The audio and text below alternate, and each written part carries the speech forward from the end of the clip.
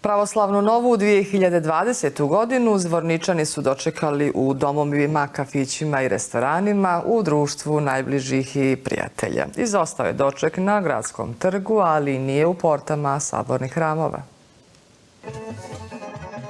Više stotina građana dočekalo je pravoslavnu 2020. godinu u porti Sabornog hrama rođenja Presvete Bogorodice i u dobrom društvu. Uz muziku lokalnog benda, narodno kolo i kuvano vino, građani su se zabavljali do duboko u noć i pokazali da se tradicija čuva i u zvorničkom kraju. Skoro svake godine dolazim ispred hrama ovdje da proslavim Srpsku novu godinu koja predstavlja za mene pravu novu godinu jer sam ja Srbin pravoslavac. Treba očuvati svoje, da se prenosi na mlađe, da se ne zaboravi. Dobra atmosfera bila je i u brojnim kafićima, diskotekama i restoranima.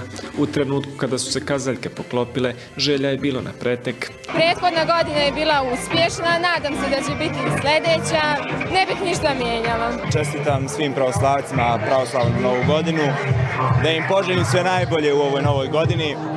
Kao što želim sebi, tako želim i svima ostalima. U ponoć služen je moleban, srećnu i blagoslovenu novu godinu vjernicima je poželio i sveštenik Vidoje Lukić. Sa jednom željom da se u novoj godini susretnemo sa svakovrsnim dobrom, a naše veliko i najveće dobro je u stvari sam Gospod.